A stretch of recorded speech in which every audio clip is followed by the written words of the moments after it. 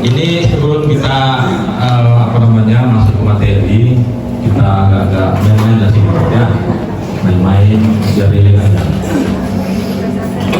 Baik, saudara sekalian, kita pertama bermain panjang pendek. Jangan mikir macam-macam ya. Panjang pendek. Kalau tangannya begini nanti Ustaz, panjang pendek. Oke ya? Siap dulu saja ya. Kita mulai. Panjang pendek. Panjang pendek. Pendek panjang. Panjang pendek. Pendek pendek panjang. Pendek panjang. Panjang pendek. Oke, sekarang kita jadikan panjang panjang. Tangannya. Panjang panjang. Pendek pendek. Pendek panjang panjang. Pendek pendek. Pendek pendek. Panjang pendek. Panjang. Pendek panjang. Pendek panjang. Pendek panjang. Nah, sekarang kalau saya bilang ular, kita bermain kebalikan ya. Kalau saya bilang ular, tangannya pendekin. Kalau saya bilang cacing, ya dipanjangin gitu ya. Cacing, ular, cacing, ular, ular, cacing, ular, cacing, cacing, cacing, cacing, ular, ular.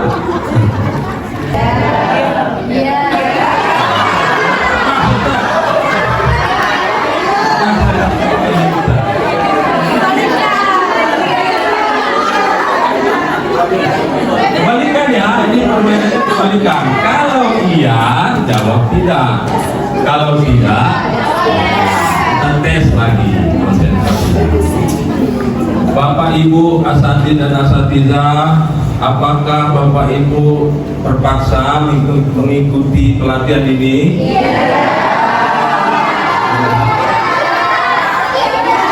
Ya.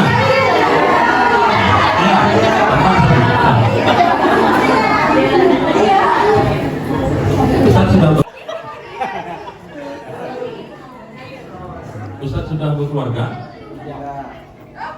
Tidak.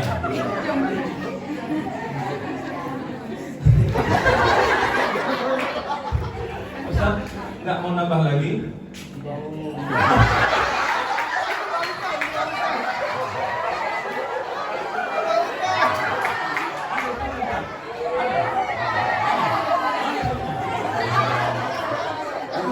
Nanti pulang ke Lok Sumawi, nggak dapat tempat lagi. Tadi dan saja silakan duduk kembali.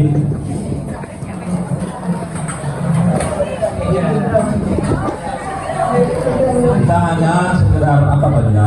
Memang dalam otak kita ini saja ada namanya alam theta. Jadi alam theta itu adalah semacam alam di mana kondisi otak kita itu sedang dalam rileks. Nah, ketika rileks itulah biasanya seseorang itu mudah untuk menerima informasi. Makanya ketika seorang anak kecil mau tidur, kita mau menyampaikan pesan ini, mau kasih pesan sama anak kita, itu lebih efektif menurut peneliti, lebih efektif ketika mau tidur. Bisikan di jangan di hidungnya saja, bisikan di telinganya. Apa yang mau kita sampaikan? Misalnya, besok bangun subuh ya. Itu ketika mau tidur itu, justru situlah kita sampaikan hal-hal positif. Jangan di situ mau tidur, di situ kita repeti kan gitu kan. Nah, terbawa itu ke dalam apa namanya memori kita. Baik, mana kondisi anak sekarang ini ya, saya yang tipikalnya itu sangat beda berbeda sekali dengan anak zaman dulu. Kalau dulu ingat kita sekolah, ada guru atau ustaz, nggak berani kita lewat di depannya, kan gitu. Sekarang jangan lewat di langkah itu. Kenapa? Mungkin banyak faktor ya. Kenapa anak sekarang cenderung tanda kutip misalnya liar. Tanda kutip liar. Saya nggak bermaksud liar di sini konotasinya negatif tidak, tapi kita mungkin liar dalam makna yang kita bisa persepsikan sebagai makna yang positif. Nah, baik. Oleh karena itu maka kita sebagai guru, sebagai ustaz, tentunya model kita ngajar itu kayaknya harus beda. Model kita ngajar juga harus beda. Tidak bisa lagi kayak dulu. Kalau dulu cakapnya guru menerangkan one way teaching namanya istilahnya kan, guru jelasin aja, murid dengerin aja. Sekarang udah nggak zaman. Makanya banyak sekali muncul istilah-istilah baru dalam tema pendidikan, terutama dalam pembelajaran. Kemudian satu yang ingin saya sampaikan juga itu tentang persepsi kita kepada siswa. Jadi kalau zaman dulu kan Ustaz, mungkin kalau Ustaz pulang dari sekolah bawa piala, ya kan, bawa rapot nilainya bagus-bagus, itu dibilang anak pintar, ya. Orang tua pun bangga, anak-anaknya juara. Tapi kemudian persepsi itu, konsep kecerdasan itu sudah mengarah kepada ada istilah kecerdasan majemuk. Nah itu yang saya tuliskan dalam buku saya, yang kemudian alhamdulillah buku itu sudah dibedah di beberapa tempat, baik itu skala provinsi, kemudian juga di nasional, yang mana kita ingin menyampaikan bahwa tidak semua anak itu sebetulnya cerdas, pandai, cuman pandainya beda-beda, kan gitu Ustaz. Ada anak-anak kadang-kadang santri ini kerjanya kalau dia belajar dilukisnya gurunya saja, ya ada kan?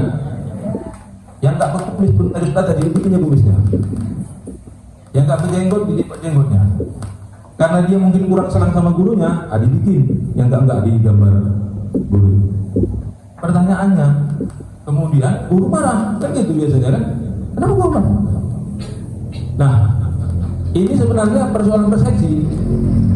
Kalau kita anggap dia itu nakal pada saat itu, maka image-nya dia anak nakal, anak malas belajar. Tapi kalau kita persepsikan dia sebagai anak yang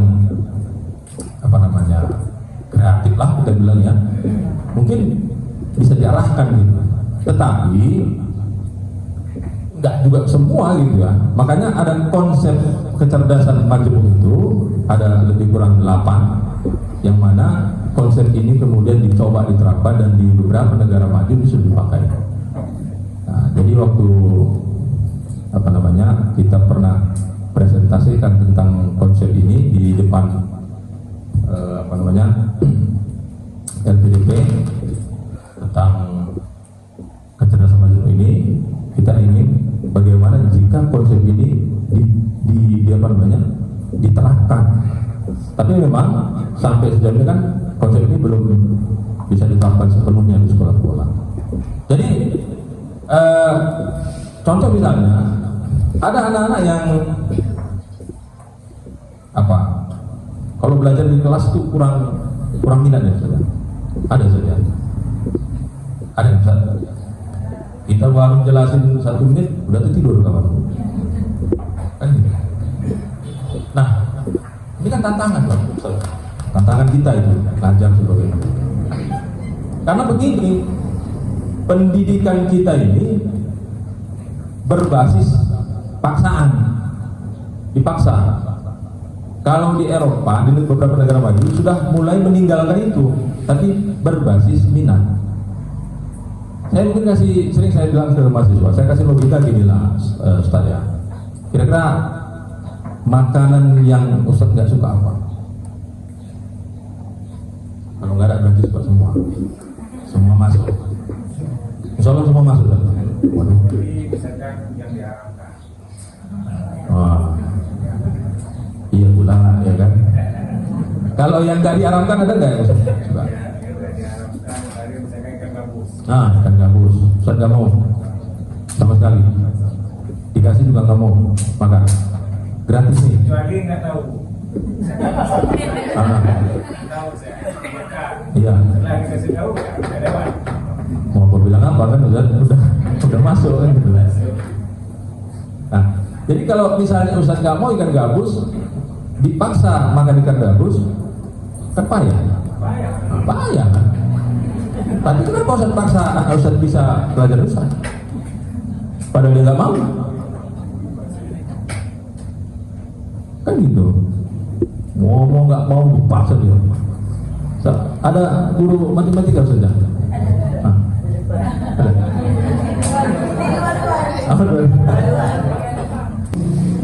Tapi coba Ustadz makanan yang paling Ustadz sukai atau Ustadz suka? Durian. Jangankan saya kasih gratis, Ustadz rela mengeluarkan uang untuk membeli durian. Kenapa? Kan Ustadz mau. Kan itu. Nah, pembelajaran kita ini kan hampir bisa dikatakan pembelajaran berbasis terpaksa. Kenapa? Lah, saya kalau misalnya di awal kuliah sama mahasiswa saya bilang, kita ini ketemunya dipaksa. Kok gitu Pak? Saya bilang, kau ada nggak dipanggil sama biru? Nanti semester 7 kau ketemu yang namanya Pak Sapi ini, ada? Suka kau belajar sama dia? Ada? Nggak ada kan? Saya pun nggak ada dikasih tahu. Tiba-tiba saya dikasih ini mata kuliahnya ini, ya nggak dikasih tahu. Masuk ketemu wajah-wajah nggak ada. Yang sebenarnya dipertemukan secara terpaksa. Saya tidak tahu mereka yang maunya apa, sukanya apa. Kan begitu kita ngajarkan saja. Terus aja lah. Pernah nggak buat angket Ustaz? Angket nih, kita mau tahu ada 3 menit. Setelah saya baca di meja, 2 yang mau, itu nggak memaukan. Bayangkan, saya harus mengajari orang yang nggak mau. Kan itu kan? Begitulah konsepnya kita. Tapi ya apa mau boleh buat? Faktanya begini, ya kondisi seperti ini, kita jalani. Nah, tapi coba seandainya kita ngajar di kelas yang anak-anak itu yang mau belajar itu, nggak perlu ikut metode-metode ini, nggak perlu pakai apa namanya. Sekarang kan banyak kali model pembelajaran, ya, CPL ini segala macam. Kenapa? Itu sebenarnya upaya pemerintah, upaya ilmuwan untuk menaikkan motivasi belajar. Akhirnya ya begitu, banyak strategi. Tapi dampaknya juga nggak terlalu begitu signifikan. Nah, saya pernah ketemu waktu itu, kebetulan bapak ini praktisi pendidikan di Kanada. Beliau orang Kanada, jadi kita ketemu di Medan dalam kegiatan seminar. Kita cerita itu masalah. Kalau di sana katanya belajar itu udah, misalnya itu sudah ada kelas di atas kelas biologi gitu. Jadi guru itu punya, kalau itu kelas dia. Jadi yang datang itu muridnya bertukar. Jadi yang datang itu adalah siswa-siswa yang ketika di awal semester itu sudah mengambil materi-materi yang mau dipelajari. Jadi saya mikir gini tuh, berarti ini sama dengan konsep tolabul ilminya ulama zaman dahulu kan begitu. Ulama zaman, kalau kita hadis itu kan tolabul ya, kita yang minta. Sementara sekarang kita yang ngasih. Sama gitu. Kan saya yang ngasih. Kan tidak ada satu minta. Dipaksa sama seperti di sini kan. Ya kan? Ya, ini kan begitu. Ini fakta. Tapi kemudian makanya kita perlu untuk menyamakan persepsi. Karena jika sesuatu yang baik itu dipaksa, ya harus juga kan. Ada istilah bahwa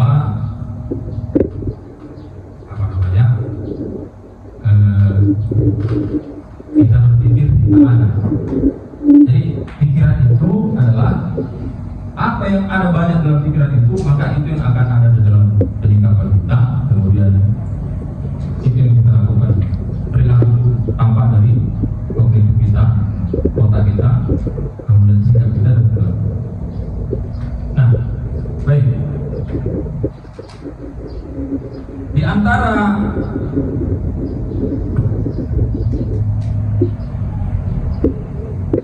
jadi ini saya karena nggak ada slide jadi saja mohon maaf saja ya, kebetulan yang menggantung tidak ada saja ulang. Jadi contohnya Ustaz, kalau misalnya ustazah atau ustaz ini nengok anak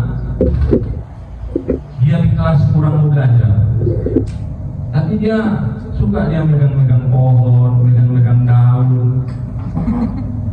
Ada saja. Suka dia berkebun-kebun, ada. Itu namanya natural smart, kecerdasan alamiah, natural. Nah makanya di al-barawah kita, ada anak-anak yang memang itu kan nggak mau belajar itu, payah untuk belajar, ngoret-ngoret malah.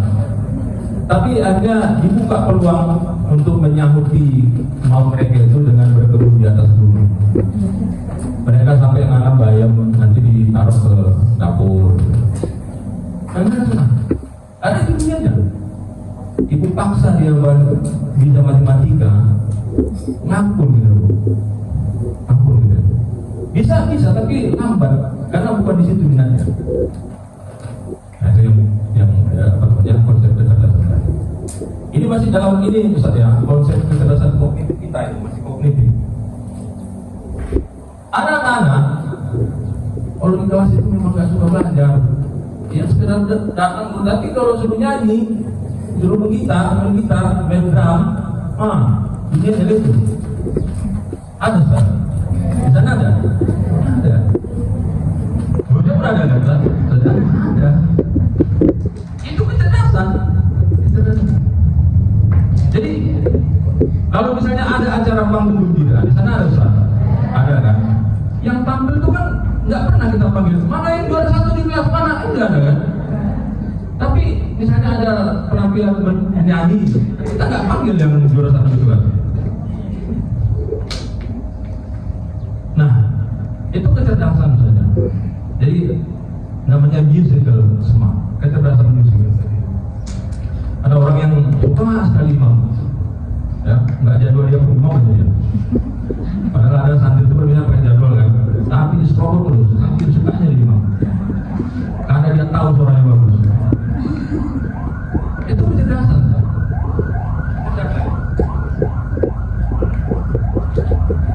Ada anak santri yang jago pidato. Ada saudara? Ya aku kali pidato. Kalau pidato dia lah itu nomor satu. Itu namanya language smart, kecerdasan bahasa. Tidak hanya pidato dia pandai, menyusun kata pun pandai, menulis puisi pandai, menulis surat cinta apalagi. Ngeper saat perempuan dibikin hanya dengan kata-kata. Dengan kata-kata. Ya sadar. Terbayang wajah itu sampai bertahun-tahun hanya dengan kata-kata. Itu kecerdasan. Dan salah satu yang memiliki kecerdasan yang luar biasa ini contohnya adalah Bianca. Dalam dia menulis tenggelamnya kapal Pandu ini. Itu kalau kita baca novelnya itu macam hanyut kita saja. Hanyut kita di Danau Singkatan, di Danau Meninjau. Ketika dia menuliskan menggambarkan bagaimana kampungnya, seolah kita ada di situ. Itu kecerdasan. Dan itu kita yakin anak-anak kita punya kecerdasan itu. Nah, ada yang nggak bisa memang disuruh insya, majalah insya, nggak bisa juga.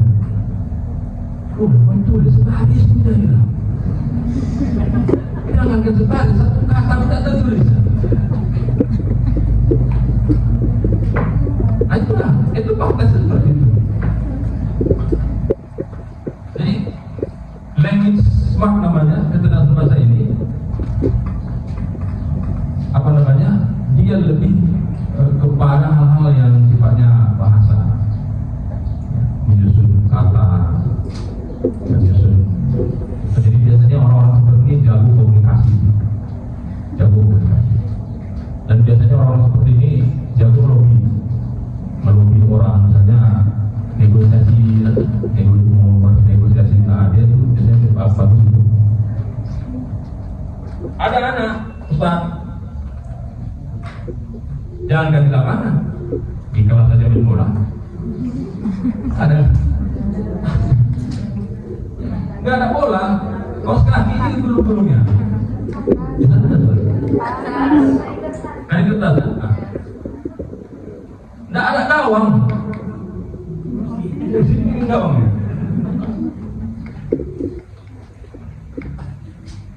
Cristiano Ronaldo nggak pernah sekolah. Kayak kita ini nggak pernah. Tapi siapa nggak kenal beliau? Kira-kira gitu. Nanti hebatnya dia bermain bola. Itu namanya kinestetik, kecerdasan kinestetik atau olahraga. Nah, jadi itu apa ya? Kira-kira yang namanya kecerdasan. Jadi kecerdasan dari itu semua orang punya saja, semua orang punya. Makanya saya mencoba menekankan bahwa jangan katakan bodoh pada anak. Kalaupun dia nggak tahu, bukan berarti dia bodoh. Mungkin kita aja yang belum menemukan di mana kecerdasan. Nah, orang bodoh, jahil, menurut saya misalnya, nggak tahu nggak ini table aja kalau menurut saya orang bodoh itu jahil adalah orang yang sudah tahu itu salah tapi dia lakukan. Kurang tahu dia pernah masuk ke lubang itu tapi lewat sendiri enggak ya? Soalnya masuk lubang lewat situ lagi masuk lubang tadi. Itu orang bodoh. Makanya kan istilah Abu Jahal itu Abu Jahal, bapak bodoh-bodohan.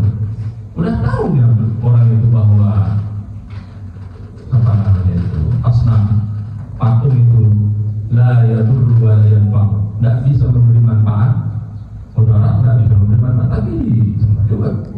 Makanya disebut bodoh. Jadi kalau kebodohan itu bukan karena tidak tahu, justru karena dia tahu kemudian dia langgar. Itu kebodohan sejati. Tapi kalau dia tidak tahu materi, misalnya belajar, bisa jadi pertama banyak faktor, mungkin minatnya kurang di situ, kecerdasan kognitifnya juga mungkin tidak begitu cepat, karena tentu beda-beda ya, saudara. Ada yang sekali hafal dapat ya, ada yang 100 kali juga nggak masuk. Saya ingat waktu santri jurusan ada badan mutolaah Al-Hariku saja. Jadi saya menghafal di sebelah ini ada teman sebelah sini. Mas di depan teman itu. Bismillahirrahmanirrahim.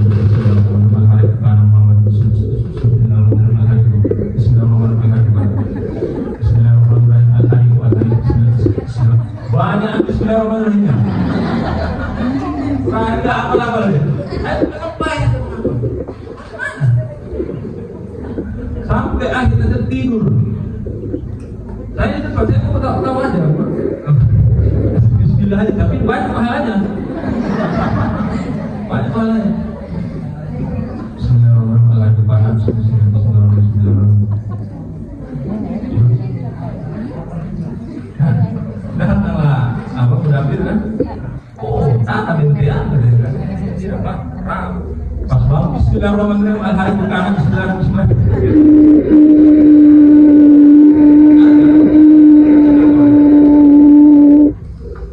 Dulu ada juga anak kita di sini.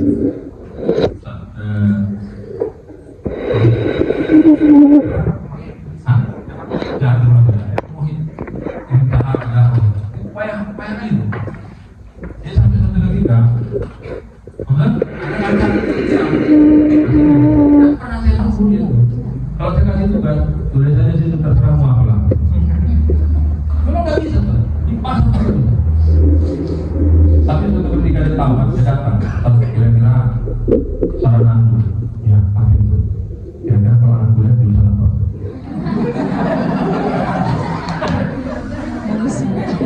Anak langsung, jelas, udah kawan itu. Udah, kamu usah kuliah, nanti sampai jualan. Oh gitu saya kasih tahu ya. Ya kau kan sekarang gimana kau kata? Jadi gimana? Gini aja. Kau bisnis. Ada ngejek tak? Bukan ayam bukan. Minta uang buka bisnis di Ratu Prapakan atas nama Indonesia. Kok bisa sekarang itu? Kau tuh sering jualan dia sama. Karena otak tuh jualan juga dia sama. Jualan dia sama. Ada nggak sana sana? Ada. Jualan dia sama dia. Padahal dia dilarang tidak boleh berjualan dia sama. Begitu. Kita jualan. Tak dari mana barangnya. Tiba-tiba udah kena tangkap jualan dia. Jualan Indomie, masa Indomie dia sama. Itu kan. Tapi akhirnya Ustaz, dia sekarang ternyata didengar yang bicara saya. Sekarang dia punya 2 kafe di Ratu Prapan. Kafe Ustaz Somad udah pernah singgah sebenarnya. Modal dari ayahnya memang. Modal dari ayahnya. Tapi kemampuan dia mengelola bisnis itu, saya pun nyarankan dia kuliah apa? Kuliah politik. Enggak juga. Terakhir, ya dia buka usaha. Nah, jadi ini apa namanya? Itu kecerdasan Ustaz, namanya economical smart. Ada orang memang nggak pernah di sekolah, nggak pernah dia nyantri, nggak pernah. Tapi yang banyak duitnya, ada Ustaz. Apa nggak yang punya? Kerja banyak, tangannya banyak, sabutnya lebar. Ditanya tamatan mana? Nggak pernah sekolah. Itu kecerdasan, namanya economical smart. Ada ya. Dan di sana itu pasti ada. Jangan risau, kita ini juga beda kecerdasannya. Ada yang menonjol pada bidang ini, ada yang menonjol pada ini. Di akademik saja, itu beda-beda lagi. Ada yang jago matematika, ada yang kimia, ada yang fisika. Ada yang otak kanan, otak kiri. Kalau otak kiri biasanya lebih ke hal-hal yang teori, orang matematik. Orang matematik kalau disuruh dia mengarang itu paling nggak suka. Kan orangnya sifatnya pasti aja. Ya yang itu saja. Makanya nanti kecerdasan inilah yang kemudian kita para guru ini kita tajamkan penglihatan kita pada satu ini.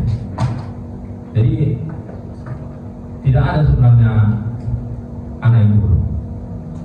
Karena kalau saya misalnya meyakini sekali bahwa ketika sel sperma tadi berebut untuk menjadi seseorang, berapa juta itu yang dia kalahkan dan tidak sadar pemenang. Apa mungkin saya bilang seseorang itu bodoh sementara dia pemenang di Al-Rahim? Kamu tidak. Mungkin dia bodoh sementara dia mengalahkan jutaan sel di dalam Al-Rahim. Dan yang keluar dari setiap ibu adalah para pemenang.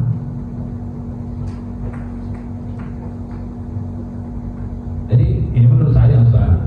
Kalau nggak cocok nggak apa-apa. Menurut saya. Jadi yang bodoh tidak ada.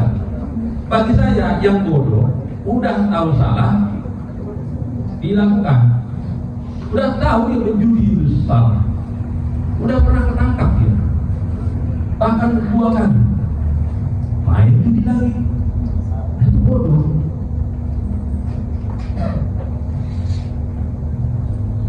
Ya gitu saja. Kira-kira begitulah. Kalau tak setuju tak apa. Tapi bagi menurut saya Ustaz, siapapun kita adalah pemenang. Sebelum kita diciptakan ketika dalam rahim, kita adalah pemenang dari jutaan sel yang sedang bergulat di sel. Kemudian kita lahir. Kemudian madrasah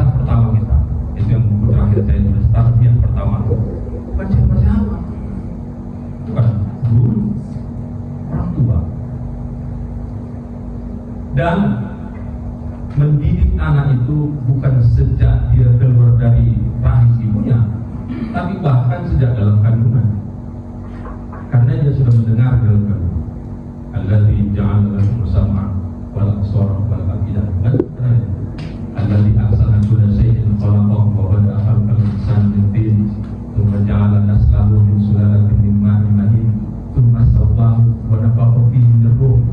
Ketika ditiupkan ruh, wa ja'ala lakum sam'a, kemudian kami ciptakan pendengaran, wal absar, penglihatan, wal afidah, dan hati. Jadi as-sam'a, pendengaran, basar, penglihatan, hati. Inilah alat paling canggih yang ada dalam tubuh manusia.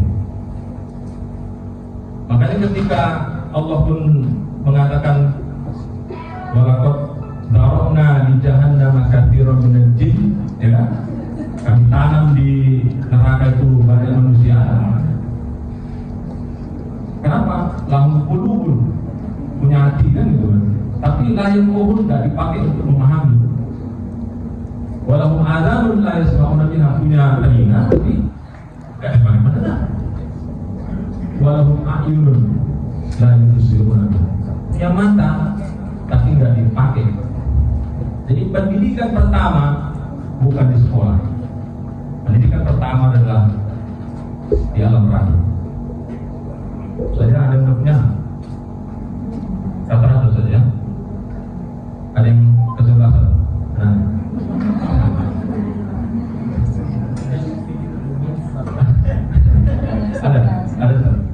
Ada yang di atas satu, yang di atas dua, ya. Itu kan perjuangan ini. Perjuangan kan? Abang mau Ustaz dibilang anak terbodoh, padahal Ustaz mau memperjuangkan dia ada.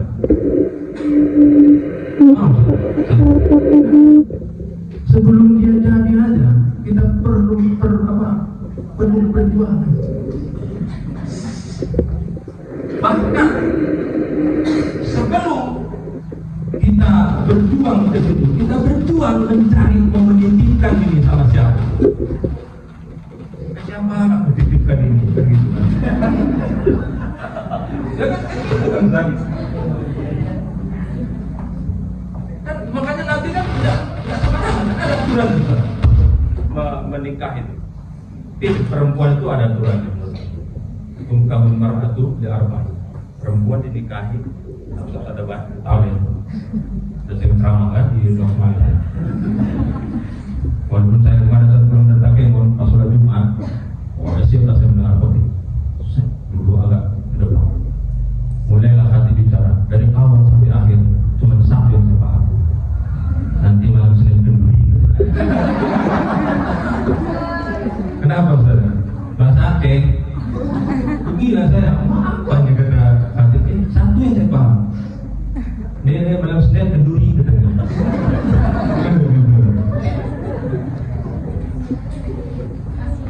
Jadi kita mau keluar apa namanya? Kita mencari menitipkan ke siapa? Makanya kata Nabi, ada yang karena kecantikan kan gitu kan. Salah jujur. Ada di sini istrinya. Enggak kan? Jujur aja. Kalau saya bilang enggak ada. Ustaz, waktu mencari itu karena kecantikan atau mana-mana? Cantik.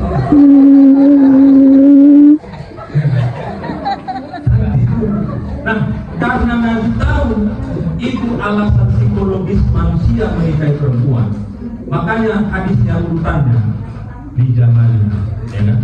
Tentang perempuan menikahi dalam 4 hal.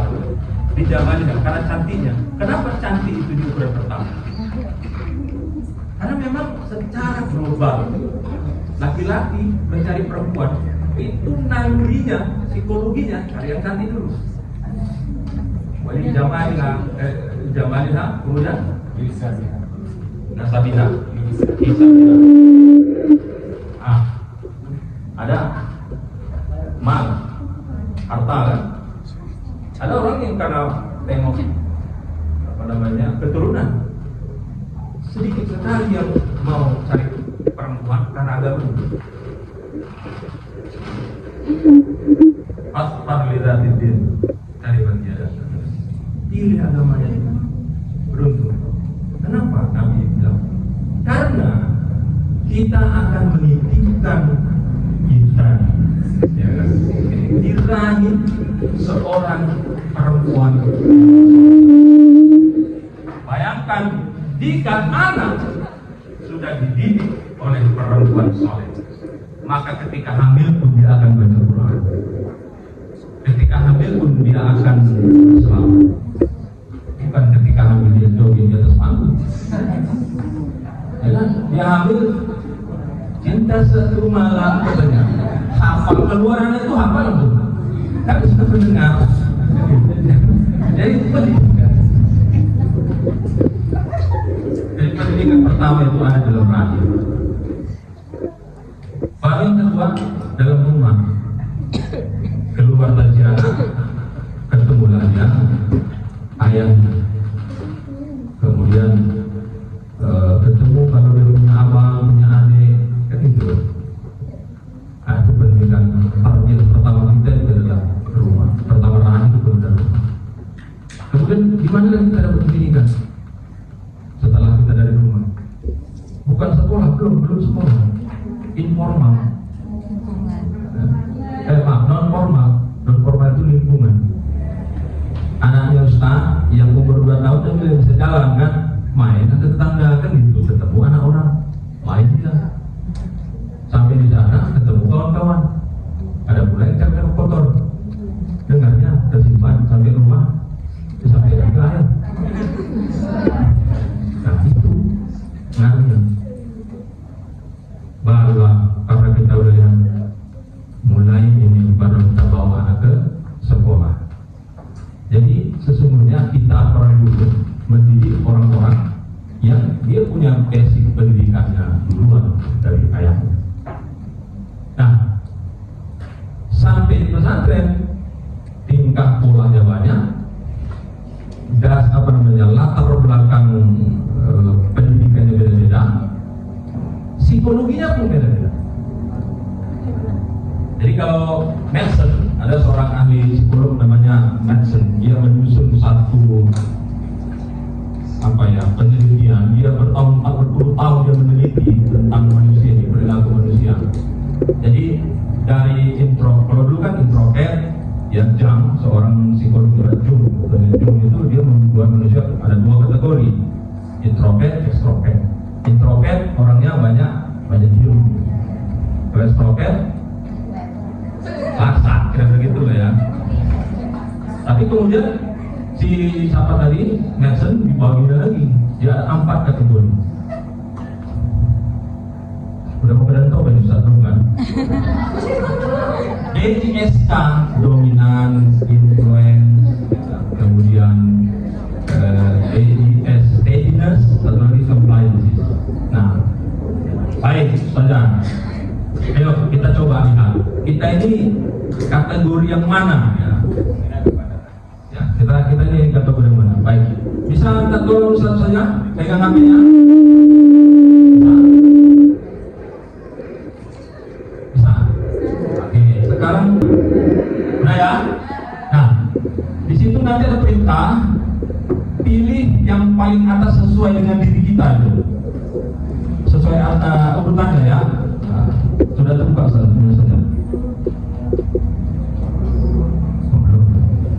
Coba ulang sekarang.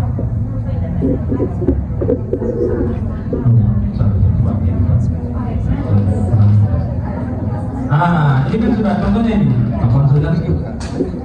Nah ini nanti sudah terbuka begini. Nah, silakan dipilih ya sesuai urutan. Nanti kita akan tahu, kita mau lihat kepribadian kita.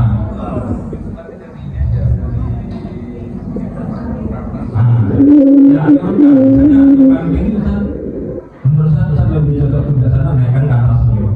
Jadi yang paling sesuai harus taruh di atas, paling atas. Ya, aku minta. Sudah?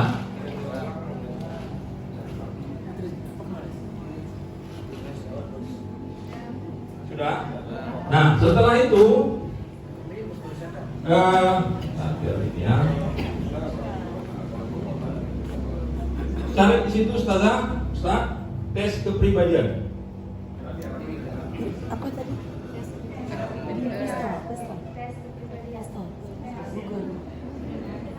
Apa? Aku pilih ini. Kemudian dibuka. Ada di situ bacaan tes kepribadian ada. Nah, buka. Sudah? Sudah sampai Ustaz? Nah, oke. Kemudian lanjut. Nah,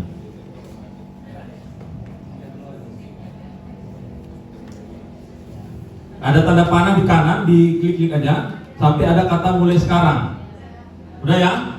Nah, di situ nanti ada perintah, pilih yang paling atas sesuai dengan diri kita itu. Sesuai urutannya ya. Nah, sudah terbuka Ustaz? Ya Ustaz ya. Oh, belum. Coba ulang. Oh, coba mulai sekarang. Oh, salah saya coba dibuka.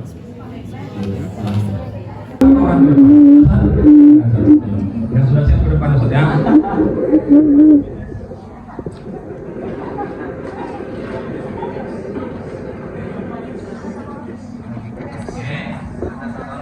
Ada saja yang sudah siap? Yang sudah siap boleh ke depan. Ada? Ya. Ke depan saja. Ya. Ke depan saja silakan. Oke.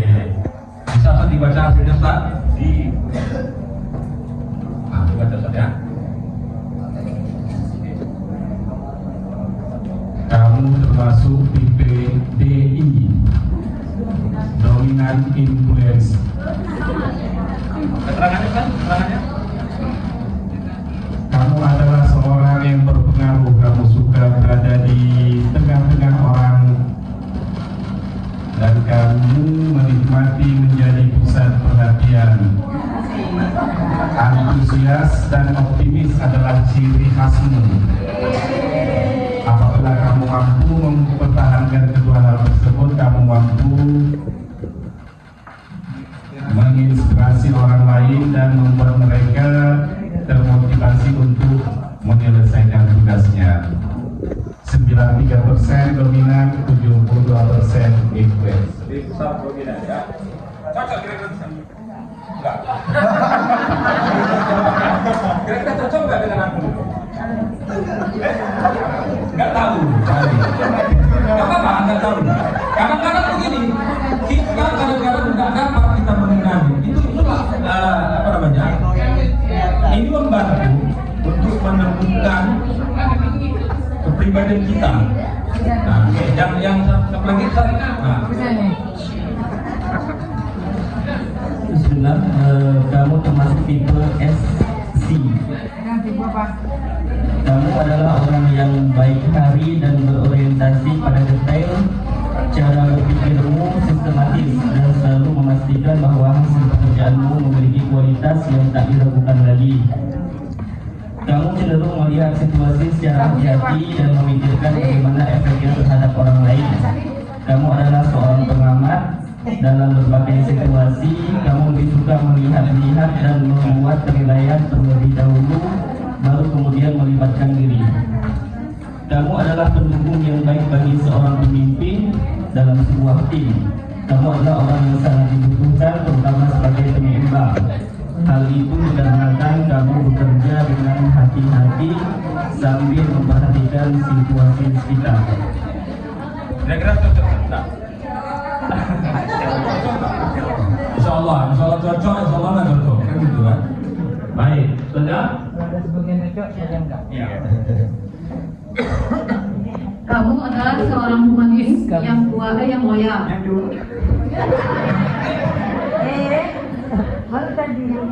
Kamu mampu menunjukkan rasa simpati sehingga tak jarang kamu tampil sebagai sosok yang hangat dan penuh pengertian.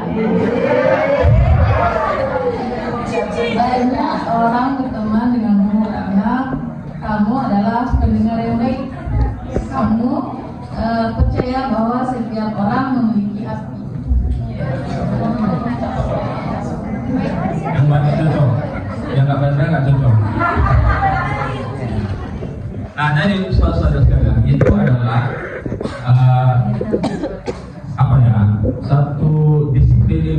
teknologi yang membantu seseorang yang dirancang oleh Manson untuk mengenali tipe-tipe orang. Di perusahaan-perusahaan besar itu selalu ada tes ini. Jadi seorang manajer dia akan tahu, oh ini orangnya kayak gini.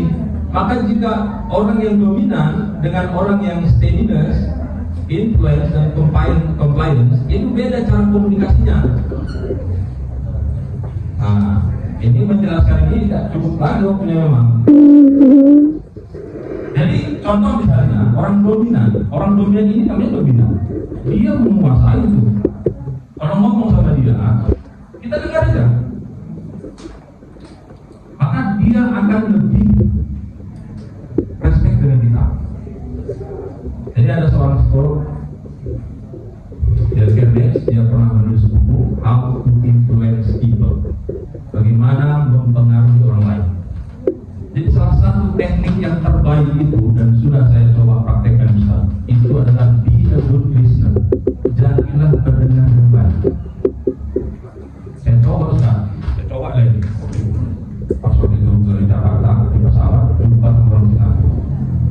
Saya cerita, saya tanya tentang dirinya, tentang keluarganya, kesukaannya, ya. Wah, dia ceritanya kan. Saya dengar. Saya kan berakhir 2 jam lebih lah itu 2 jam kan. Saya dengar, lebih banyak saya mendengar itu. Terus sekali saya tanya tentang keluarganya, tentang hobinya, akhirnya. Nah, akhirnya sampai di bandara dia ngajak makan. Mana gitu. Padahal kalau kita ngajak makan dia Ustaz. Serius. Jadi ternyata saya coba berkali-kali ini salah aku. Dia berkesan dengan dia. Satu lagi, nah ini maksudnya gini. Coba kita terapkan ke santri. Misalkan ada santri yang bermasalah misalnya. Saya dulu juga pernah jadi pengasuhan. Jadi ada santri. Nah itu salah satu saudara di sana itu. Yang itu bisnis saya. Ada santri yang beberapa guru juga setia itu udah wajib gitu. Mahal. Nah, dikirim ke saya. Ya dengan kebiasaan. Saya nggak ada marah. Saya ada cerita sesekali saya kenapa begitu. Ternyata tantangan itu bisa memberi energi kepada seorang untuk dia lebih merasa dekat dengan kita. Coba kalau nggak, ada yang pernah dihipnotis sama orang jahat? Pernah nggak? Di pasar, disenggol, gimana caranya? Udah habis dong kita ini. Jadi jangan ada bisa. Kalau di Medan banyak, di Siantar ini banyak. Jadi caranya menyentuh bahu, kemudian diajak cerita, bawa dulu, habis uang digoreng. Kenapa? Karena dia terbuai. Jadi itu namanya hipnotis. Anak-anak ini pendekatannya sekarang, makanya tadi kalau kita cerita dengan model anak-anak itu kan tadi semua orang itu, DISK itu semua orang. Jadi ngadapin orang yang dominan, ya, orang dominan ini kalau kita nyuruh sama dia, jangan banyak dia belit-belit. Kalau nyuruh dia, misalnya contoh kecil misalnya, kita mau nyuruh dia belajar tentang sesuatu, maka orang seperti dominan ini kita harus kasih tahu sama dia alasan logis kenapa dia harus belajar itu. Itu tipe orang dominan. Kasih tahu sama dia kenapa dia harus belajar itu. Karena orang dominan itu orang yang cenderung logis. Jadi kalau udah masuk akal sama dia, mau dia tuh menjalankan. Makanya perlu keahlian memang seorang guru ini kita untuk memahami ini. Ada orang yang influence ini jauh kali ya mengatur orang. Nah, ngadepin orang influence ini kita jangan to the point. Tidak bisa kita langsung aja, tapi kita butuh primbel ya, pembukaan, basa-basi gitu. Sama orang dominan betul basa-basi, terpoint aja. Karena dia pun ngomongnya selalu terpoint. Iya, ini apa nih balas semua. Nah, orang steadiness ini biasanya orang-orang yang takut perubahan. Ya, takut perubahan. Misalnya takut ganti guru, ya. Nanti gimana kita ada kekhawatiran itu biasanya cenderung orangnya stay di sini. Nah, biasanya kalau orang stay di sini, cara berkomunikasi dengan mereka itu adalah dengan mengandalkan orang lain. Misalnya orang yang punya tipikal influence yang bisa mempengaruhi dia. Nah, jadi saudara-saudara sekalian, saya simpulkan kalau sudah yang sudah tiga. Ada dua teori yang saya sampaikan tadi. Pertama adalah multiple intelligence, kecerdasan majemuk, ada 8. Kemudian ada teori TISK personality. Yang ini menurut hemat saya ini penting bagi seorang pengajar, karena tentu kita seorang guru kita mau mempengaruhi, itu saja ya. Kita mau mempengaruhi orang. Kalau orang nggak pengaruh gimana? Gitu. Jadi kita harus mempengaruhi mereka. Nah, ini adalah teknik-teknik dua teori yang banyak digunakan, dan tentu memang dalam waktu yang singkat ini saya juga nggak bisa menjelaskan secara detail karena memang dia harus dilatih, ada latihannya memang. Dan itu juga sekali yang paling sulit nanti Ustaz dan Ustazah itu adalah bagaimana memformulasi komunikasinya. Misalnya kita membuat perintah kepada orang yang dominan, itu ada caranya. Kepada yang influence ada tekniknya. Nah, ini yang perlu dilatih. Tapi satu hal yang menurut hemat saya secara umum ini semua sama. Apa itu? Be a good listener. Ketika kita mau mempengaruhi orang, kita menjadi pendengar yang baik aja dulu, itu saja. Karena kita coba praktekkan ini ke beberapa santri yang waktu itu ada pernah juga santrinya. Coba bayangkan saja, seorang santri dia tidak mau, nggak di sini ya, anggap aja nggak di sini. Dia hanya mendengar satu, dia mau nurut hanya dengan satu guru. Dengan yang lain nggak akan mau. Bayangkan kalau kita punya rumit juga kan, ribet juga kan. Akhirnya saya simpulkan bahwa dia ini keras kepala, keras hati. Tapi saya nggak mungkin bilang dia keras hati. Jadi saya berpikir gimana caranya dia mengakui dirinya sendiri, dia merasa bahwa dia keras hatinya. Hampir 2-3 jam saya ngobrol di ruangan saya dengan dia, sampai akhirnya dia menangis air matanya. Keluar air matanya, dia sebutkan sendiri bahwa dia keras hatinya. Minta maaf dia, kira-kira begitu. Baik, tadi dan asal sekalian, intinya tadi saya ulangi teori TISK, kemudian multiple intelligence. Insyaallah ini kita terapkan untuk santri-santri kita, terutama apakah dia seorang manajer atau kepala sekolah, apakah dia seorang guru di kelas. Dengan kita sedikit melakukan pendekatan hati dengan anak-anak, insyaallah lebih mudah anak-anak ini. Sekalipun anak itu memang punya tipikal yang keras dan sebagainya, tapi memang butuh kerja keras. Tapi disitulah perjuangan kita sebagai guru. Dan ingat bahwa ada ada satu tujuan terbesar dari seorang guru itu hanya bukan sekedar materi, tapi adalah pahala ya, pahala dari Allah Subhanahu wa taala, yaitu al-ilmu yuntafa'u bihi. Mudah-mudahan insyaallah nanti kita ketemu semua di surga ya Ustaz ya. Pas saya masuk surga, mana Ustaz kita di mana dia? Oh, di neraka dia. Baik, demikian. Mohon maaf atas segala kekurangan. Assalamualaikum warahmatullahi wabarakatuh.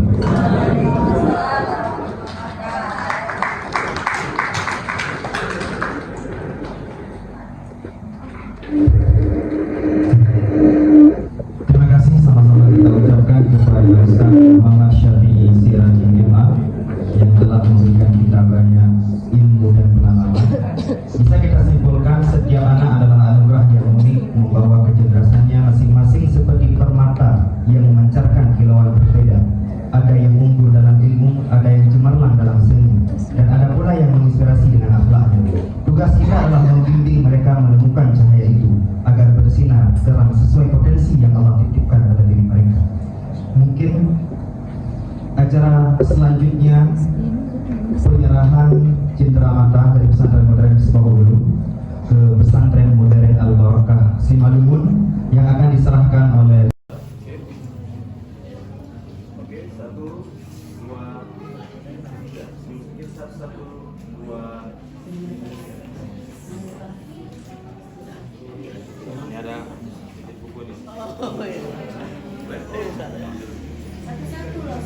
Satu. Gini. Oh, satu. Oh, dibagi per semua. Silakan. Please.